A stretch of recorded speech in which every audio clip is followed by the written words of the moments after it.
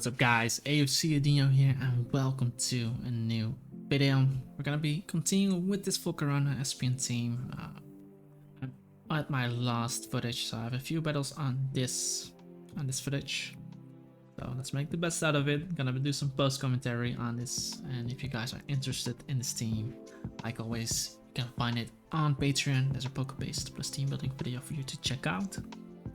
And yeah, subscribe as well, it's free and you're helping your boy out. I'm on my way to 5,000 subscribers, so I would like to hit that one soon.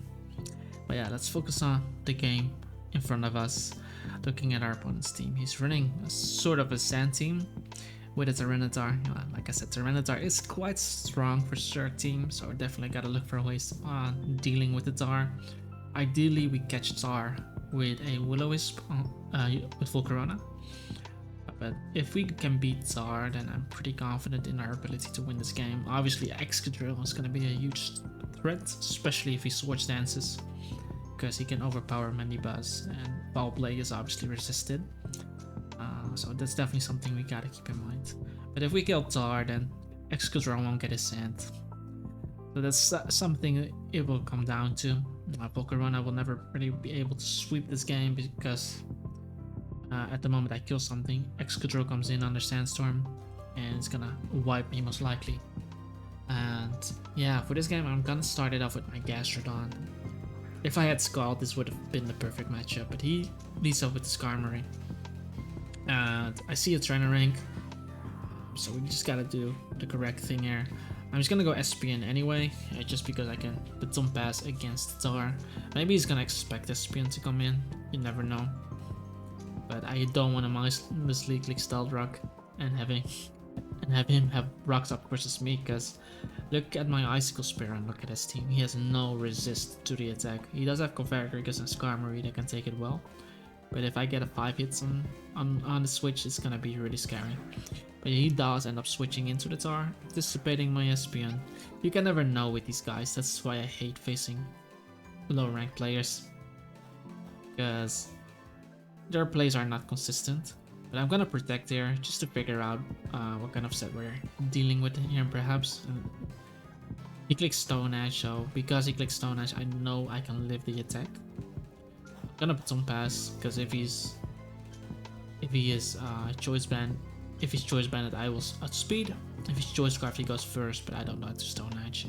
And now I have to switch in something. I'm gonna bring in my Gastro, because if he isn't Choice Banded, then I take it a bit better, and he clicks Ice Beam, and this is such a relief for me. Now at least know that Gastrodon can take hits from the sky. I'm gonna go for the rocks here. Actually, I wanted to click. Okay, let me. In my mind, Stealth Rock was an option, but if he for some reason stayed in against me, I would have been able to hit him with. And remember, I could have clicked Scald here. If he brought in Gliscor or Excadrill on a Scald, it could have been really bad for him. So looking at his team, what is the most likely thing that comes in on me? Bagrigus probably, unless he wants Skarmory getting Scald burned. So I go for the Toxic, and it pays off a lot, because Bagrigus being poisoned is really gonna be helpful. And from this position, I decided to bring in the Volcarona, because I'm trying to make power plays here. So Volcarona comes in as he clicks Trick Room. Remember, Convergrigus doesn't really touch me unless he has Toxic. So from here, since he's poisoned, I'm not too worried about this unless he's like on my rest or something. So I'm gonna Will-O-Wisp on this turn, knowing he's poisoned, and he brings in the Tar, which is... This is such God bless, because Tyranitar being burned makes it much easier to kill him. He has no way to heal Tyranitar. This damage is going to stick on him, and with that damage on him, it's much easier dealing with him. I can go into my Gastrodon. If he stays in, we can get up rocks. He does go for Stone Edge. He does literally 0, and I assume his Star is going to be Assault Vested, so I'll be able to go for rocks here. And Skarmory comes in, and now we'll be in a really awesome position, because I can just go into SPN. He can never get up his hazards. due to SPN, and Tar cannot trap me. It's going to be really good. So the only thing I have to worry about now is Excadrill. So I'm gonna be bringing in my SPN there. He's gonna double out into the drill. So this guy definitely knows what he's doing. Making the Tar switch. So I'm not sure what the opponent is, but yeah, the trick room ended. So I am just gonna baton pass here. I counted sand turns. I'm pretty sure I counted the sand because I'm baton passing here into my guard trump, knowing that the sandstorm is going to end here. And I don't want to be playing around because still he is low ranked. Don't know what to expect from him, so I'm gonna click Earthquake. I know he has a Gliscor, I know he has a Skarmory, but I don't want to be playing around that. And now Gliscor does end up coming in on me. So this can be a Defogger, it can be Swords Dance as well. But I decided to... Well, there are a bunch of options here, but I think I just go Espion, because this can be a Stealth Rocker too, and Excadrill might be the Rapid Spinner, because Skarmory could be Spikes, but instead he's showing Substitute to me, which is definitely annoying. So what I decided to do here is bring in the Mandibus, because I didn't necessarily want to take damage with Espion. And he clicks Swords Dance, because I know I can Icicle Spear this guy. What I decided to do here is... I was thinking about U-turning, but if I get 2 hits of, that's going to be really awkward. But then he decided to Swords Dance again on me, and now he's at +4, which means he's boosting my Foul Play, and I have the Rocky Helmet, which is all going in 1 turn if he attacks me. So look at this, he facades me, but he's at +4, guys. +4, I get up my sod, and yeah, he dies. So Gliscor gone. Don't have to worry about him. My Mandibuzz is low. Mandibuzz is low, but I can roost on Skarmory, I can roost on the Cofragrigus, and I can even roost on Tar, because Tar is burned. But he brings in the Garchomp, and I'm not sure what kind of Garchomp this is, because I just roosted, because he still hasn't revealed the Stealth Rocker, and it pays off for me. He clicks Rocks, and we didn't see leftovers on him, so that's pretty interesting. Now I'm just gonna Foul Play here. It damages whatever he brings in, and I can like I said, I can defog on Skarmory, and I can defog on the Cofagrigus, and I do damage the Tar. Remember, if Tar dies, my opponent won't be able to get off a Sandstorm for the Excadrill. Because I'm full HP, I can just defog here. If Excadrill comes in on me, I can just Foul Play on him, and he does go into his Skarm, which is good for me. Obviously, I still don't want him getting up Spikes or anything, and if my SPN is full, I can at least play around his Excadrill. So he does make the Excadrill, but this is something I kept in mind, but I just didn't want him getting up hazards for free. And last time we don't see leftovers on him, so he could be Life Orb, which means he's gonna weaken himself. So from here I probably decided to click Psychic here, just to get Chip so I can knock him out with Ice Shard later, because Chip is all I need right now. Because if I go into Mandibuzz and he Swords Dances, that can be really scary. So I'm pretty sure I'm just gonna Psychic here, just for the Chip. Since my Mandibuzz is still alive, I can still defog. Because I know his Excadrill cannot knock me out from here. But I think I'm just gawking there if Mandibuzz can live a +2 Rock Slide if he Swords Dance. But he's adamant, it could be Life Orbed. It's just not a risk worth taking. I think I need damage on him so I can Ice Shard him later. That should be mine, and then I can click Protect to stall a few sand turns. I will probably lose 2 Mons probably. And my recording got stuck.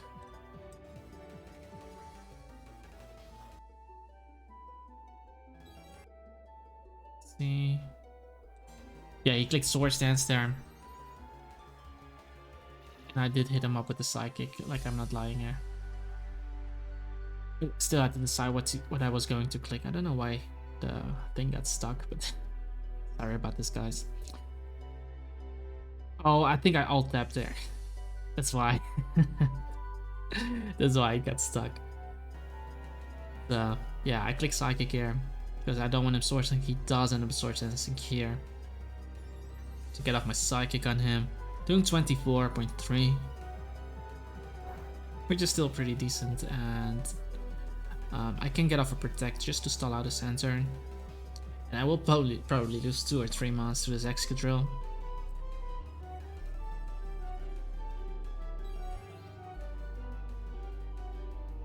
As he Rock Slides. I could actually sack my Gastrodon here instead. That would have probably been a better sack, but Gastrodon clicking Toxic on. Well, actually, I should have sacked Gastro here.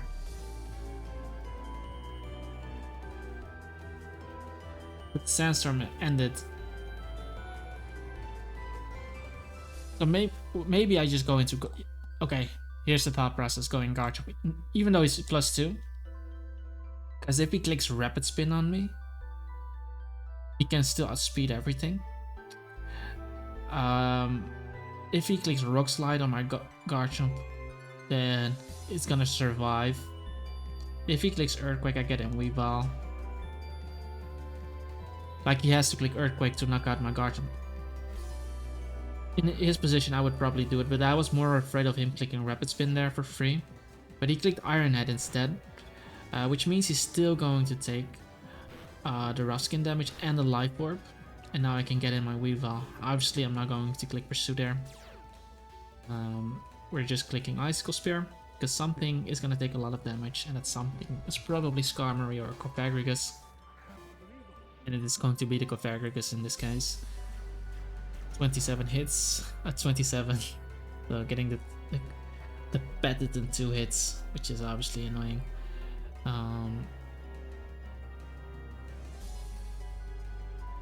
Do I go Espeon? There's no way. Volcarona makes sense here. The reason Volcarona makes sense is I can get a Quiver Dance on him. He tries to Will-O-Wisp me, which works out really well because now I can Quiver Dance. And I can basically get to +2.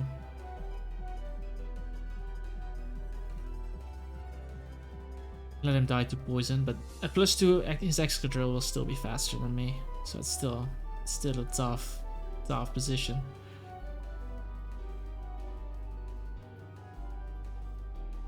But at least Excadrill is not Sword Dance up. So I might just... Yeah, okay, just Quiver Dance here. And what is he gonna do?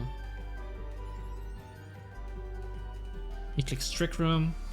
But with the Trick Room, his Excadrill actually doesn't outspeed me on the sand, so... That's a really interesting play that he went for. Not sure if Memento was a thing. Click Memento on this. My Fairy Dance as he clicks Nasty Plot, like there was not... I don't even know if he gets Memento. Probably does, but... Knocking this out, which is cool.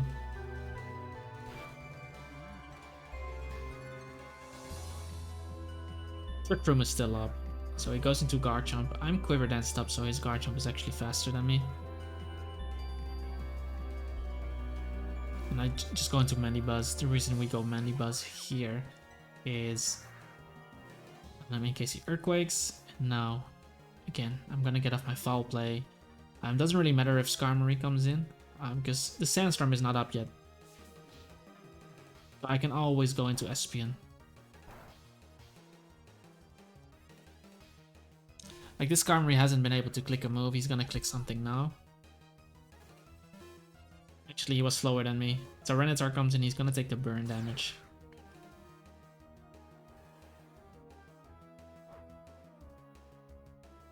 And now it twisted back to normal, but I can always click Baton Pass and we can basically come out ahead of this. We Baton Pass, he brings in the Garchomp, and this can be Samville, which is annoying. It's really annoying if he gets it off against my Weavile. Because I don't believe I have touched his Garchomp yet. but they revealed Stealth Rock before. I'm actually making the swap here just to figure out if he's Choice Scarfed, because he can still be Scarfed Stealth Rock.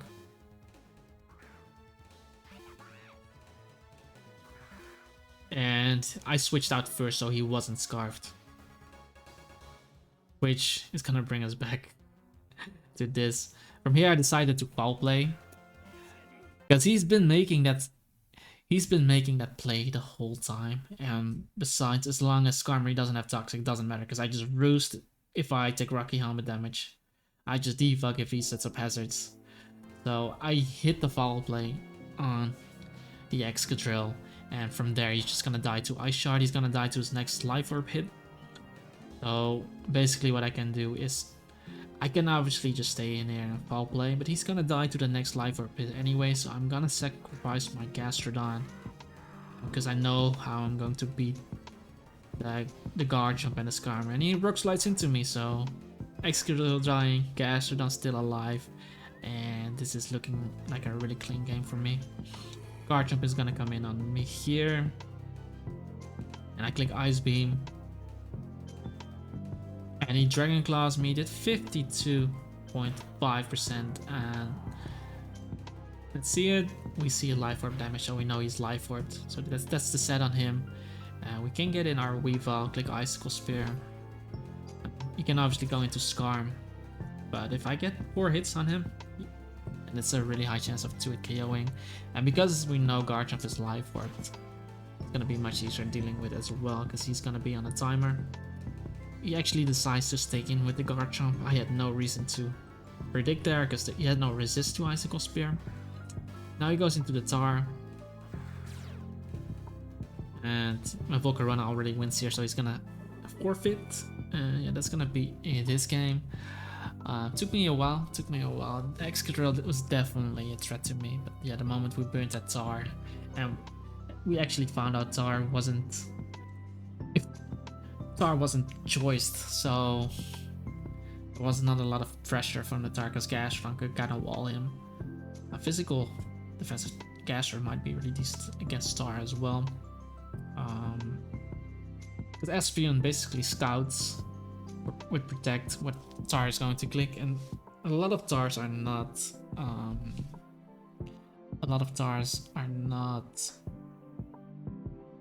do you say it, Stealth Rock these days, so it doesn't really pressure my Espeon that much any. But yeah, that's gonna be the first game. Let's hop on to the next one. Be right back. Okay guys, we have this next game. It looks like Hyper Offense, but he's running a Ferrothorn on this team. I've seen some of these variants with max attack Ferrothorn running Explosion and such. Can be annoying because he can do a lot of damage to my Espeon. But for me, we're not assuming anything here. But yeah, against these kind of teams, it's looking like Hyper Offense Ferrothorn for some reason. There's a Rotom though, so it can also be just like balanced or bulky offense with a defensive Rotom and a defensive Ferrothorn. So something we gotta keep in mind. Mamoswine definitely a threat, of course. Volcarona doesn't appreciate Earthquake at all. With the Thick Fat ability, we cannot kill Mamoswine from full. We can burn him though, which might be really helpful. Espeon throwing off Psychics can be really nice if his Ferrothorn dies. It's something we gotta keep in mind. And if Rotom dies, then Icicle Spear looks insane to him as well. And Guard Jump with a combination of Dragon Rush, Earthquake might be able to do something, but Infernape is faster, Gengar is faster. Dragonite has multi-skill, so I have to break that first. And Mamoswine can Ice Shard me. So I'm probably gonna rely on Volcarona this game, definitely. If Infernape dies, then Volcarona can take over. On Espeon, of course, and on Weavile, those are gonna be the backbones. We use Gastrodon to check the Gengar. Manibus obviously gonna be there for Infernape and the Dragonite. And Volcarona hopefully can do something about this Mamoswine. That's gonna be it for the team. And honestly, Espeon is not a bad lead, but usually I like to lead off Manibus with those kind of teams, just for the fact that Manibus does really well offensively into him. However, I don't want to get tricked there. I don't want to get whisked on this, so I'm gonna bring in my Gastrodon. If he does click Trick, then at least he cannot trick my Volcarona. But even with a choice card, Gastrodon can still do something about the Gengar, can switch in. And if worst case, if push comes to shove, I'll actually go into my Garchomp. It's been such a while this game. I guess I really didn't want my Gastrodon getting tricked on. So I get in this and he clicks Will-O-Wisp on the turn. So at least we know he's not tricked, but now Garchomp is burned. But like I said before, his Infernape is faster, Mamoswine can Ice Shard me, and Gengar is faster than me as well. He has a Rotom, so I don't freely click Earthquake. Dragon Rushing into Ferrothorn can be dangerous.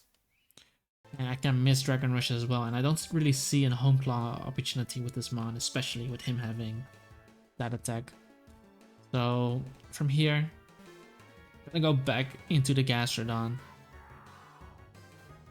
as he clicks Double Wisp, but this is fine. This is fine. Nice cool Wisp he did on me. I'm gonna get up my rocks, knowing that he cannot trick me or anything. And we get up rocks, he goes into the Ferrothorn. And here I'm thinking, okay, he's just running a normal defensive Rotom. We haven't touched the Rotom, but just assuming for no Will-O-Wisp.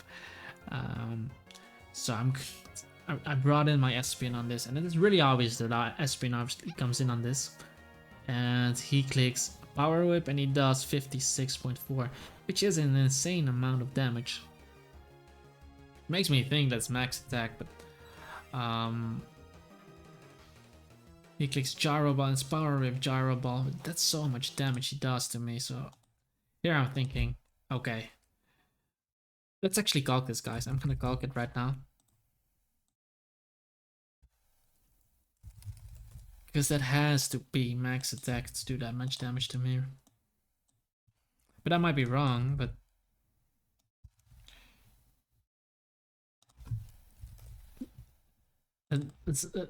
it has to be a max attack Ferrothorn. Yeah. Doing that much to me? Because if he's not running any attacks, like if he's just a normal Carnage, he does below 45% with Power Whip. So he's running max attack, and this is kinda... That was kinda annoying me, because... I just click Wish here.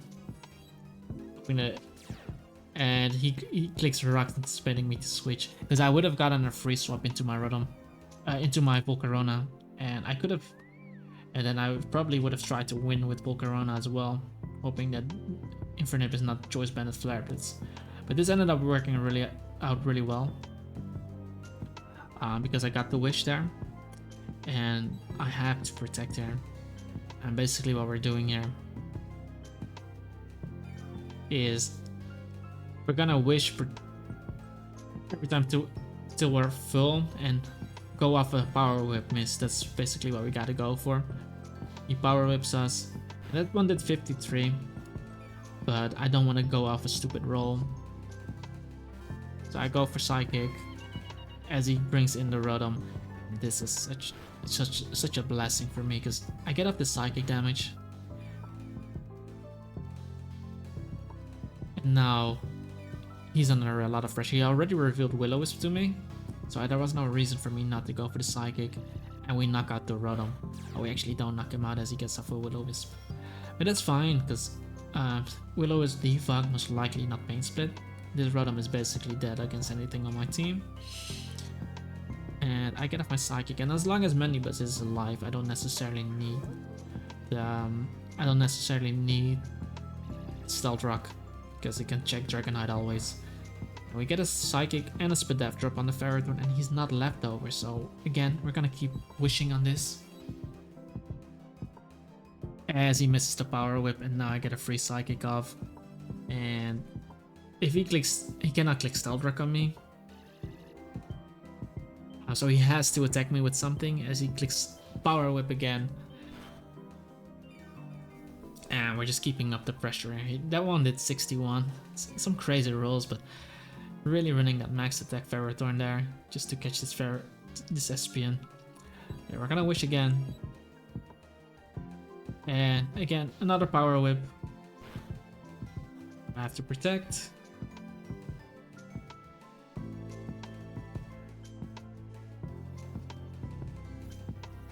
If Espion can knock out this Ferrothorn, or if I can get rid of Ferrothorn, I don't need Espion as much. But as long as Ferrothorn is alive, because I don't want to be dealing with hazards. Because I'm assuming his moveset is Stealth Rock, Power Whip, Leech Seed, and Stealth Rock probably, but it can be Explosion too. So maybe he's not running Leech Seed at all.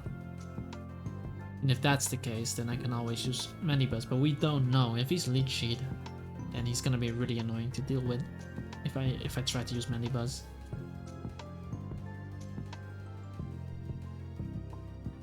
It's taking a lot of time here, but yeah, there's nothing for me to do aside from healing this off.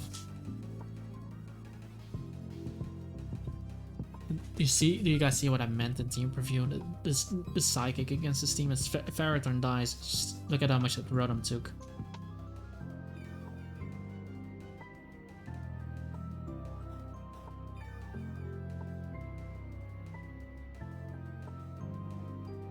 Do I go Volcarona here? Do I do it? I don't. I just go for the Wish and we're going for the safe place. We're going off him running out of Gyro Balls.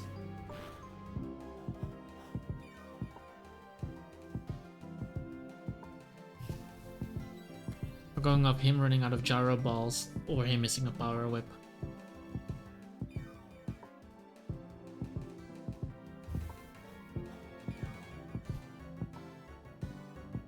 Again, we wish here. Going for the consistent plays. And then he... A lot of damage there to me. That's a really high roll he got on me. Protect. Big Power Whip. We're just kind of keeping this up, letting him run out. Obviously, at any point I could have brought in Volcarona. I wanted to keep Volcarona healthy against the Mamoswine. That's why I have to go. And he, for some stupid reason, crit me there and knocked me out. Like, the unfortunate part there. But now I have to bring in my Volk. Rotom basically dies here. So I figured if I Quiver Dance on him here, Quiver Dance on him secking the Rotom, which would be his safest play. Because Ferrothorn is gonna die here.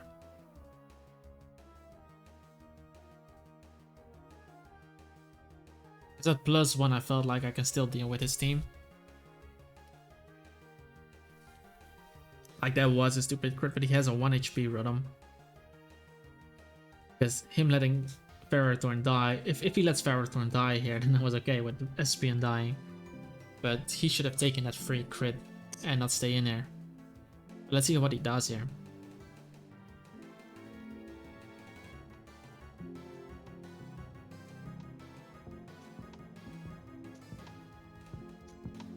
It's taking a lot of time here.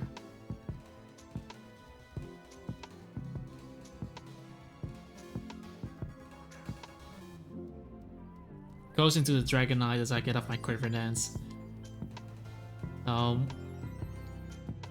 here, as long as he doesn't run Rock Slide on this, we should be fine. I'll be able to click Will-O-Wisp. Again, the Lumberry story doesn't really matter.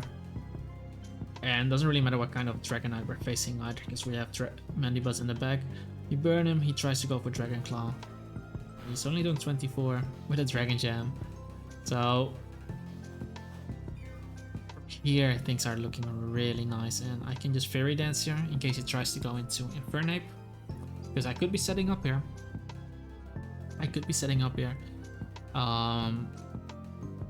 But as long as Infernape is alive, I don't think I can win with Volcarona. So we gotta damage, and getting damage on this also means I'm fishing for a boost, because knowing that Dragonite cannot kill me, I was fishing for a boost there. And because he clicked Dragon Dance, that kind of means he's committing to me.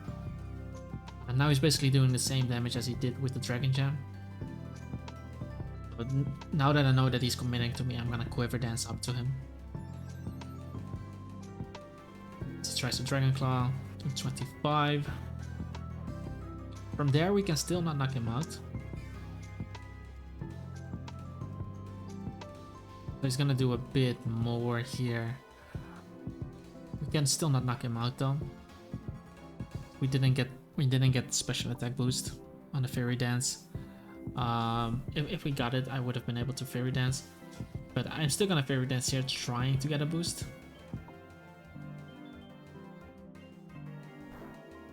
Which we didn't, and he ended up dragon dancing on us.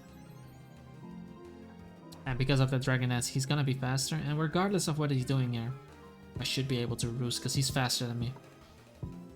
But he extreme speeded anyway, so I get back to full HP. And now I have this Volcarona at +3, I believe.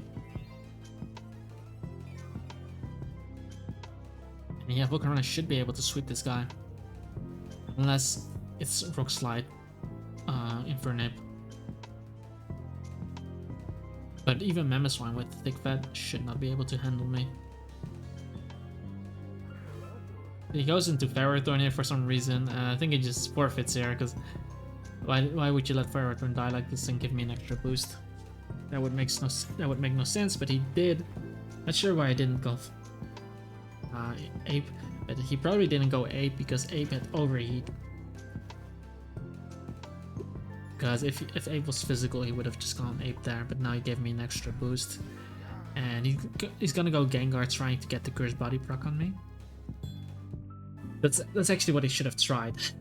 Because if my opponent thought about ways of dealing around this, his best bet was using Gengar to get the Cursed Body on me so that Volcarona couldn't attack anymore.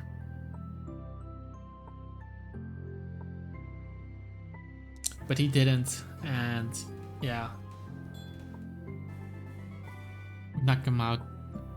Like, Volcarona is such a scary mon, especially if you cannot kill the Volcarona. But I hope you guys enjoyed this video. If you did, make sure to hit that like button, subscribe to the channel, leave a comment down below. You guys know the drill.